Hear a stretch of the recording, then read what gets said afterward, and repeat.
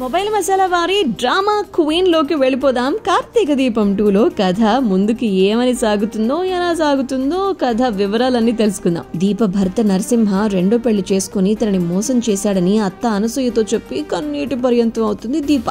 Cut చేస్తే episode లో దీపపై కార్తీక్ ఎక్కువ ఇంట్రెస్ట్ చూపించడంతో అతని తల్లిదండ్రులు మందలిస్తారు.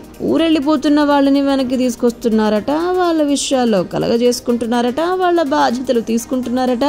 ఏంటి వీరేశలింగం అని కార్తీక్ ని సరదాగానే అడుగుతారు తండ్రి శ్రీధర్. దాంతో కార్తీక్ ఏంటి పారు చెప్పిందా ఇవన్నీ అని చెప్పి అడుగుతారు. ఎవరు చెప్తే ఏంట్రా నీకు ఇవన్నీ ఎందుకు అని చెప్పి వాళ్ళ తల్లి కాంచన అడుగుతుంది. మనకి పరిచయం లేని వాళ్ళకి సహాయం చేస్తూ ఉంటాం, మానవత్వం చూపించడం తప్పేం కాదు కదా అని కార్తీక్ అంటాడు.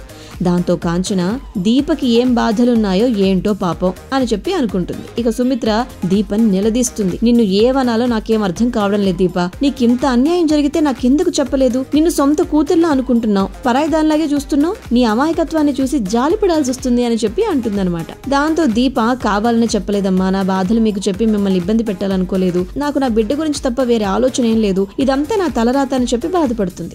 ఇంకేముంది, ఆ మాట విని సుమిత్ర వాడు నీకు అంత అన్యాయం చేస్తే నీ తలరాత అని చెప్పి సరిపెట్టుకున్నావు కాబట్టి వాడు ఇష్టం వచ్చినట్టు చేస్తున్నాడు, నిన్ను కీలు బొమ్మలా ఆడిస్తున్నాడు, చేతకాని ఆడదానిలా కనిపిస్తున్నావు, వాడికి నచ్చినట్టు ఆడిస్తున్నాడు అని చెప్పి ఆవేశపడిపోతుంది. దాంతో అనసూయ నా కొడుకు మీకు కూడా తెలుసా అమ్మా అని అడిగితే తెలుసు, ఊరికి వెళ్ళకపోతే చంపుతానని చెప్పి ఇంటికి వచ్చి బెదిరించాడు నీ కోడల్ని అని అంటుంది. ఇంకేముంది, దీపకి న్యాయం చేస్తాను అని చెప్పి అనడాలు, నా కొడుకుపై కేసు నేను పెడతాను, దీప నా కోడలే కాదు కూతురు కాదు అని చెప్పి ఆవిడ చెప్పడాలు, నీకు నేనున్నా దీప అని చెప్పి భరోసాలు ఇవ్వడాలు, ఇలా కథ ముందుకు వెళుతుంది.